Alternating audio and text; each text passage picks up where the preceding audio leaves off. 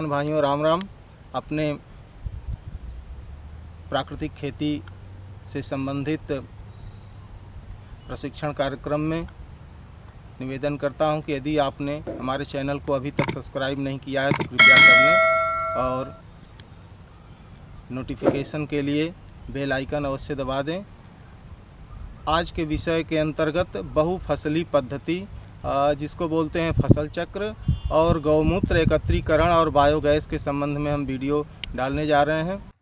बहुफसली पद्धति फसल चक्र निश्चित एरिया में और निश्चित अवधि यानी समय में फसलों को हेर फेर करके इस प्रकार लगाना जिससे मिट्टी की उर्वरा शक्ति बनी रहे, उसे फसल चक्र कहते हैं।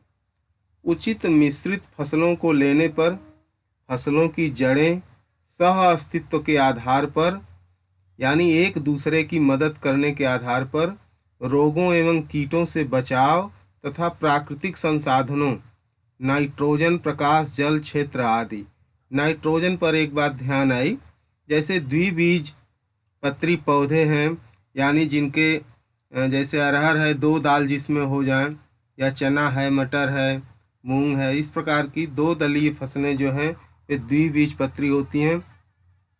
तो उनके जड़ों में गांठ बनती है और उन गांठों में जो नाइट्रोजन के बैक्टीरिया होते हैं जिनको राइजोबियम बोलते हैं, वो मिट्टी में होने के कारण या जब बीज को शोधित करके राइजोबियम से डालते हैं तो वो उन जड़ों के गांठों में पहुंच जाते हैं और वहीं से अपने वायुमंडल में 6 फीट की ऊंचाई तक के नाइट्रोजन गैस को खींचते हैं। ये प्रक्रिया होती है। इस प्रकार से इन सबका नाइट्रोजन, प्रकाश, जल, क्षेत्र आदि सबका ये सभी आपस में बंटवारा कर लेती हैं। यानी जो सफसली होती हैं, कई फसलें एक साथ होती हैं तो आपस में एक दूसरे से बंटवारा कर लेती हैं। एक दलीय के साथ द्विदलीय, दलहन के साथ साथ अनाज व तिलहन, गन्ना के साथ प्याज। हाँ, एक बात ध्यान में आई, गन्ना के साथ प्याज रोपित करने से कई तरह के कीटों और व्याधियों से गन्ना को मुक्ति मिलती है। कई तरह के कीट जो उसके कोपलों को छेदते हैं या तना भेदक टाइप के होते हैं वो सभी नहीं लगते, इसलिए गन्ना स्वस्थ होता है। पेड़ों की छाया में हल्दी, अदरक, अरवी जैसे प्रयोगों से भूमि को नाइट्रोजन स्वतः प्राप्त हो जाता है और फसल सहफसल होने के कारण एक दूसरे के सहयोग कर गौमूत्र एकत्रीकरण एवं बायोगैस। जैसा कि किसान भाइयों आप जानते हैं, प्राकृतिक खेती में गौमूत्र का विशेष महत्व है, यानी पूरी की पूरी प्राकृतिक खेती ही गोमूत्र और गोबर पर, वो भी देसी गाय के गोमूत्र और गोबर पर आधारित है।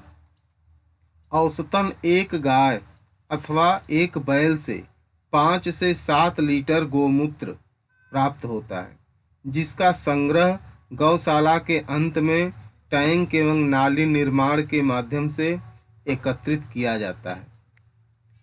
गायों से प्राप्त गोबर को बायोगैस टैंक में एकत्रित किया जाता है।